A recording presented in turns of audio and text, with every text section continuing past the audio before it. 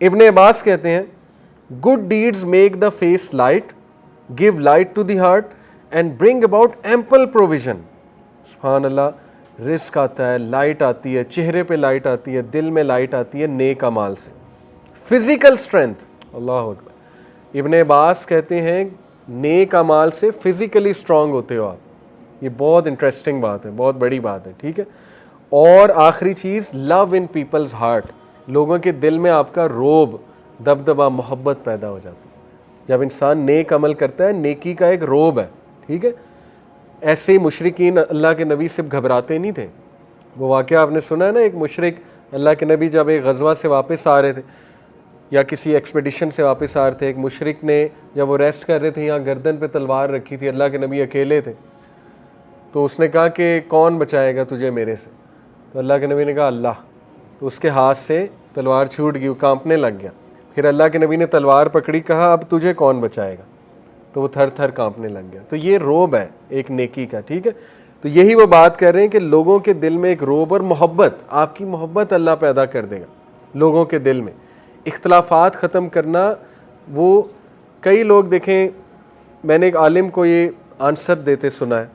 ان سے کسی نے پوچھا، ہمارے ٹیچر ہیں، ان سے کسی نے پوچھا کہ بیوی کے ساتھ نہیں بنتی، بیوی میری بات نہیں مانتی، ٹھیک ہے، بہت کامن مسئلہ ہے. تو انہوں نے سمپلی آنسر یہ دیا کہ آپ نیکی کے کام کریں، نیک بن جائیں، اللہ اس کے دل میں آپ کی محبت پیدا کر دے گا، آپ کا روب پیدا کر دے گا. بہت سمپل آنسر ہے، ٹھیک ہے. باقی بھی چیزیں کر سکتے ہیں، کاؤنسلنگ وغیرہ، لیکن یہ کہ یہ ایک بہت پریکٹیکل چیز ہے. پھر دیکھیں bad deeds make the face dark, give darkness to the heart and bring about physical weakness. سبحان اللہ، کمزوری، فزیکل ویکنیس، بہت سی کمزوریاں ظاہر ہیں، لیکن فزیکل ویکنیس میں پھر سب کچھ آتا ہے. لیک آف پروویژن، رزق میں گھٹاؤ، and hatred in people's heart, لوگوں کے دل سخت ہو جاتے ہیں آپ کے لیے. لوگ بلا وجہ بیٹھے بیٹھے جو ہے نا وہ آپ سے نفرت کرنے لگیں یا سخت ہو جائیں ان کے دل.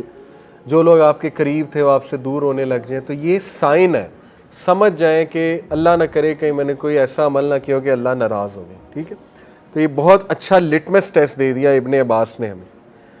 چھٹی ریزن امام ابن القیم نے بتائی کہ گناہوں سے انسان عبادت اور اوبیڈینس سے دور چلا جاتا ہے، یہاں تک کہ اسے لطف ہی نہیں آتا عبادت میں، ٹھیک ہے. تو عبادت کا لطف تبھی آئے گا جب آپ کانفیڈنٹ ہیں، اور کانفیڈنٹ آپ تبھی ہوں گے جب آپ گناہوں کو کنٹرول کریں. آپ کی سیلف اسٹیم بڑھے گی، ٹھیک ہے، آپ کی اپنی ہی نظروں میں اپنی قدر بڑھے گی. تو یہ بہت امپورٹنٹ جو ہے نا جی وہ انہوں نے ریزن بتائی ہے. جیسے کہ وہ کہتے ہیں کہ اس کو مزہ نہیں آئے گا، کیونکہ ایک بندہ جب بیمار ہوتا ہے نا اس کی زبان میں کڑواہٹ آ جاتی بخار کی وجہ سے. تو اس کو آپ پیسٹری کھلاؤ گے تو وہ کہے گا یہ کیا ہے، مجھے تو کوئی لطف نہیں آ رہا اس کا، ٹھیک ہے. اس کو نہ کوئی اچھا کھانا پسند آئے گا، کیونکہ اینٹی بایوٹک لے لے کے اس کا ویسے ہی ٹیسٹ خراب ہوا ہے. اسی طرح دل جب خراب ہو جائے تو پھر نیکیوں میں مزہ نہیں آتا ہے، پھر عبادت میں کوئی مزہ نہیں آتا ہے. وہ قصور ہمارا ہے، وہ عبادت کا قصور نہیں ہے. ساتویں reason, sin breeds sin until it dominates a person he cannot escape from it. یہ سارے گناہ آپس میں یوں جڑے ہوئے، میوزک، پورن، illicit relations، حرام چیزیں، یہ سب یوں کنیکٹڈ ہیں، ٹھیک ہے. شیطان نے نظام ایسا قائم کر دیا، لیکن یہ کہ ہم نے اس سے بچنا ہے. sin weakens a person's will power، یہ میں آپ کو پہلے ہی بتا چکا ہوں. آٹھویں ریزن ہے، گناہ انسان کی ول پاور توڑ دیتا ہے، کیونکہ انسان کو اللہ نے جو نفس لوامہ اس کے اندر رکھا ہے وہ جب ویک ہوتا ہے تو ول پاور ویک ہوتی ہے، ٹھیک ہے. نویں ریزن، گناہ کر کر کے انسان ڈی سینسٹائز ہو جاتا ہے، یہاں تک کہ اس کو گناہ سے کراہت ہی نہیں ہوتی. اور یہ پھر اس حدیث کو مائنڈ میں لائیں جو شروع میں تھی کہ اگر کوئی عمل تیرے دل میں کھٹکے تو وہ گناہ ہے. اور ایمان کی دلیل یہ ہے کہ تو گناہ کر کے کیا ہوتا ہے، غم زدہ. لیکن اگر غم بھی نہیں آ رہا، دکھ بھی نہیں ہو رہا، تو پھر تو کچھ بھی نہیں ہے، پھر تو بیسک ایمان کی کمی ہے. تو یہ بھی گناہ کر کر کے انسان اللہ نہ کرے اس طرف چلا جائے کہ وہ بالکل ہی ڈی سینسٹائز ہو جائے اور اسے کوئی بھی چیز جو ہے وہ افیکٹ کرے نہ. جیسے اللہ کے نبی صلی اللہ علیہ وسلم نے بنی اسرائیل کی تباہی کی ایک وجہ یہ بتائی کہ ان کے دل اتنے سخت ہو گئے تھے گناہ کر کر کے کہ وہ جن لوگوں کو صبح نصیحت کرتے تھے انہی کے ساتھ ہلا گلا اور کھانا کھاتے تھے بیٹھ کے. ڈوئل رویہ آ گیا نا. صبح نصیحت پبلک میں, رات کو سیم وہی حرکتیں جو وہ کر رہے ہیں اور انہی کے ساتھ مل کے وہ حرکتیں کر لیں, دین کو ہی چینج کر دیا. یہ پھر حدیث بڑی امپورٹنٹ ہے. دیکھیں اللہ کے نبی صلی اللہ علیہ وسلم نے فرمایا آل آف مائی امہ, میری تمام امت کے لوگ بخشے جائیں گے یا فائن ہے انشاءاللہ کچھ نہ کچھ ان کا بن جائے گا قیامت والے دن, سوائے ان کے جو اوپن سن کرتے ہیں اور اس کے بعد اگلے دن فخر سے بتاتے ہیں کہ میں نے یہ اور یہ کیا, ان کی معافی مشکل ہے. اللہ چاہے تو کر دے, لیکن یہ کہ ویسے جنرلی مشکل ہے. اور آج ہم اس دور میں ہیں, ہم ایک گناہ خود تو کر ہی رہے ہیں, اوپن بھی کرتے ہیں, سب کو بھی دکھاتے ہیں, سب کے ساتھ شیئر بھی کرتے ہیں, ٹھیک ہے, اس کے بعد اس کا چرچا بھی کرتے ہیں, ویڈیوز بھی دکھاتے ہیں, میں نے یہ کیا, میں نے وہ کیا, یہ دیکھو یہ وہ. جیسے وہ کتنی سکیری سٹوری ہے, مفتی مینک سناتے ہیں کہ ایک لڑکا تھا, وہ چلیں ایک ہے کہ بندہ خود گناہ میں انوالوڈ ہے, پورنوگرافی میں انوالوڈ ہے, اس نے اپنے دوستوں کو بھیجنا شروع کی, دوستوں کے ای میل سبسکرائب کروائے, اب سارا مواد جو ہے وہ اس کے کریڈٹ کارڈ پہ لگا ہوا تھا, اس کے ای میل سے جاتا تھا. اس لڑکے کی ڈیتھ ہو گئی, لیکن اب وہ کریڈٹ کارڈ کا کوڈ بھی اسے پتہ ہے, وہ ای میل کا پاسورڈ بھی اسے پتہ ہے, اس کی ڈیتھ کے بعد بھی وہ ای میلیں اس کے دوستوں کو جا رہی, ٹھیک ہے. تو کتنا بڑا لاس ہے. تو خیر اللہ معاف کرے اسے, ہم اس کی دعا ہی کرتے ہیں, لیکن یہ کہ کتنی خطرناک چیز ہے. اور دیکھیے آخری جو چیز ہے وہ یہ ہے کہ جب ایک انسان بہت سے گناہ کرتا ہے, they leave a mark on the heart of the person who commits them, so he becomes one of those جن کے بارے میں اللہ نے کہا ہے کہ کلا بل ران علی قلوبہم ما کانوا یکسبون, کہ ان کے دلوں پہ ایک ران آ جاتا ہے, ایک پردہ آ جاتا ہے, ٹھیک ہے, گناہ کر کر کے. اور یہ بہت ڈرنے کی سٹیج ہے, یہ فائنل سٹیج ہوتی ہے. یہ پتہ ہے کب آتی ہے؟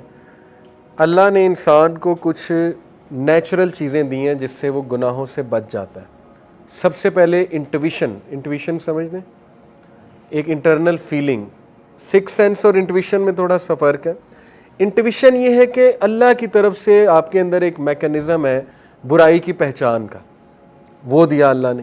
سکس سینس دی, سکس سینس ہے کہ آپ کو کوئی سگنل آ جاتا ہے کہ یہ چیز اچھی نہیں ہے, اس طرف نہ جاؤ تباہ ہو جاؤ گے. قرآن نازل کر دیا, اس میں کلیئر بتا دیا یہ گناہ, یہ نیکی ہے, یہ فجور ہے, یہ سن ہے, وغیرہ وغیرہ, ٹھیک ہو گیا. حدیث بھی اللہ کے نبی کی وہ ساری اتار دی, وہی ان شارٹ وہی نازل کر دی. پھر آپ کے ارد گرد ایسے واقعات ہیں, سبق آموز واقعات ڈیلی ہوتے ہیں ہمارے سامنے. ڈیلی ہم بندوں کو مرتے دیکھتے ہیں, جنازے اٹینڈ کرتے ہیں, مسجد میں اعلان ہوتے دیکھتے ہیں, نوجوان کوئی ہوتا ہے اس کی موت کی خبر ہم تک پہنچتی ہے, ٹھیک ہے. کچھ ایسی سٹوریز ہم تک پہنچتی ہیں کہ وہ بندہ اس گناہ کی حالت میں مر گیا, اللہ معاف کرے, یا یہ ہو گیا یا وہ ہو گیا. سب کچھ آ رہا ہے, اللہ آبزرویشن تو کرا رہا ہے آپ کو, ٹھیک ہے, تو اس سے سیکھ لیں.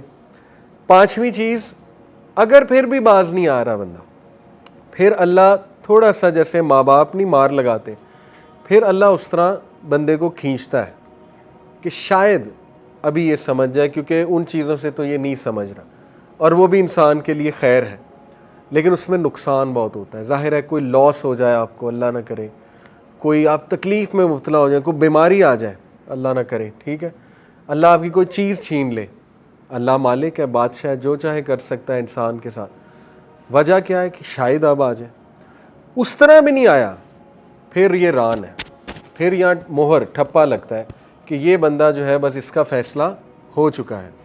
اور یہ اللہ نے ایسے ہی تو نبی وسلم کو نہیں کہا نا, تم انہیں جتنا مرضی بلا لو یہ ہدایت پہ نہیں آنے والے, کیونکہ لگ چکا ہے. ہر طرح سے ان کو وارننگ اور ریمائنڈر دے چکا, تو اس سے بچیں. ران اللہ نہ کرے, اللہ نہ کرے ایسا کو مہر لگ جائے کہ واپسی بہت مشکل ہو جائے. تو یہ آخری اسی لیے امام ابن القیم نے رکھی ہے کہ اس کے بعد واپسی بہت ناممکن سی ہو جاتی, مشکل ہو جاتی ہے. اور یہ تبھی ہوتا ہے جب بندہ گناہوں پہ پراؤڈ فیل کرے, ایروگنٹ بن جائے, ٹھیک ہے نا, اور انکار کرنے لگے ہر چیز کا. باقی یہ کہ ہم نے انشاءاللہ اگر کوئی ایسا ہمارے ارد گرد موجود ہے اس کو ہوپ بھی دلوانا ہے, اور یہ کہ اس کو پیار سے دعوت بھی دینی ہے.